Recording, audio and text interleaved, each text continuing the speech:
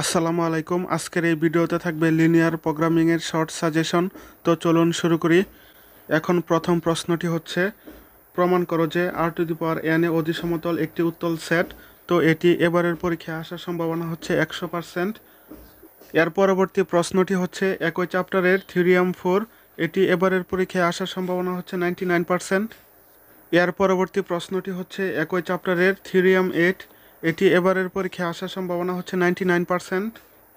এর পরবর্তী প্রশ্নটি হচ্ছে, একই চ্যাপ্টারের থিওরিয়াম 11 এটি এবারের পরীক্ষায় আসার সম্ভাবনা হচ্ছে 99%। এর পরবর্তী প্রশ্নটি হচ্ছে, একই চ্যাপ্টারের এক্সাম্পল 6 এটি এবারের পরীক্ষায় আসার সম্ভাবনা 100%। এখন যুগাশ্রয়ী প্রোগ্রামিং এর প্রারম্ভিক আলোচনা চ্যাপ্টার থেকে প্রথম প্রশ্নটি হচ্ছে, প্রবলেম 2 এটি এবারের পরীক্ষায় আসার সম্ভাবনা হচ্ছে 100%। এই চ্যাপ্টারের পরবর্তী প্রশ্নটি হচ্ছে, প্রবলেম 11 এর 1 এটি এবারের পরীক্ষায় আসার সম্ভাবনা 100%। এখন যুগাশ্রয়ী প্রোগ্রামিং সমস্যা গঠন চ্যাপ্টার থেকে আমরা একটি অঙ্ক সাজেশনে রেখেছি। এটি হচ্ছে এক্সাম্পল 12 এর এটি এবারের পরীক্ষায় আসার সম্ভাবনা 99%। এখন লৈখিক বা জ্যামিতিক পদ্ধতিতে সমাধান চ্যাপ্টার থেকে আমরা সাজেশনে একটি অঙ্ক রেখেছি। এটি হচ্ছে এক্সাম্পল 10 এর এটি এবারের পরীক্ষায় আসার সম্ভাবনা 100%। এর পরবর্তী প্রশ্নটি হচ্ছে 5.4 সিমপ্লেক্স অ্যালগরিদমটি লিখ। এটি এবারের পরীক্ষায় আসার সম্ভাবনা 99%। এর পরবর্তী প্রশ্নটি হচ্ছে এক্সাম্পল 7 এর নিম্নের সমস্যাটি সিমপ্লেক্স পদ্ধতির সাহায্যে সমাধান করো। এটি এবারের পরীক্ষায় আসার সম্ভাবনা 100%। এখন বিগ এম সিমপ্লেক্স পদ্ধতি চ্যাপ্টার থেকে আমরা সাজেশনে 3টি প্রশ্ন রেখেছি, যার প্রথমটি হচ্ছে প্রবলেম 3 এটি এবারের পরীক্ষায় আসার সম্ভাবনা 99%। এর পরবর্তী প্রশ্নটি হচ্ছে, বিগ এম সিমপ্লেক্স পদ্ধতির সাহায্যে নিম্নের সমস্যাটি সমাধান করো। তো এটি এবারের পরীক্ষায় আসার সম্ভাবনা 99%। এর পরবর্তী প্রশ্নটি হচ্ছে, সিমপ্লেক্স 2 বা বিগ এম পদ্ধতিতে সমাধান করো। তো এটি এবারের পরীক্ষায় আসার সম্ভাবনা 99%।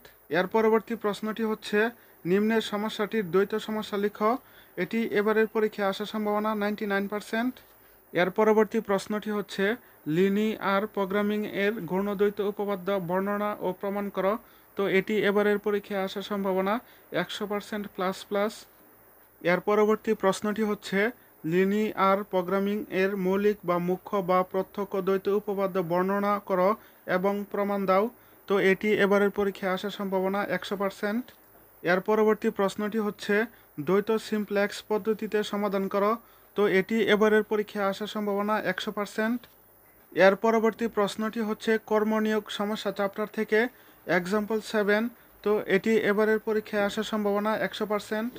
এর পরবর্তী প্রশ্নটি হচ্ছে একই চ্যাপ্টারের এক্সাম্পল 4। এটি এবারের পরীক্ষায় আসার সম্ভাবনা 99%। এর পরবর্তী প্রশ্নটি হচ্ছে পরিবহন সমস্যা চ্যাপ্টার থেকে 9.6 ভোজেলের আসন্ন পদ্ধতি। তো এটি এবারের পরীক্ষায় আসার সম্ভাবনা 100%। এর পরবর্তী প্রশ্নটি হচ্ছে 16 সালের 4 নং। এটি এবারের পরীক্ষায় আসার সম্ভাবনা 100%। এর পরবর্তী প্রশ্নটি হচ্ছে 17 সালের 9 নং। এটি এবারের পরীক্ষায় আসার সম্ভাবনা 100%। এখন লিনিয়ার প্রোগ্রামিংয়ের ক্ষেত্রে অঙ্ক হুবহু কমন খুব কম আসে, সেক্ষেত্রে আপনাদের থিওরিগুলো বেশি বেশি পড়তে হবে।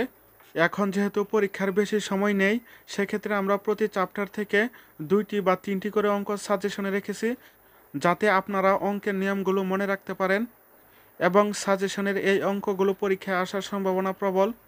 এই অঙ্কগুলো হুবহু কমন না আসলেও এর অনুরূপ অঙ্ক আসবে, তাই আপনাদের নিয়মগুলো ভালোভাবে মনে রাখতে হবে। ক বিভাগের জন্য আপনারা বিগত সালের 5 থেকে 6টি বোর্ডের প্রশ্ন পড়বেন। আর আপনারা চাইলে নামমাত্র কোর্স ফি পে করে সমাধান কোর্সে জয়েন হতে পারেন। তো আপনাদের সর্বশেষ পরীক্ষাটি ভালো হোক, সেই প্রত্যাশা ব্যক্ত করে আজকের মতো এখানেই শেষ করছি। আসসালামু আলাইকুম।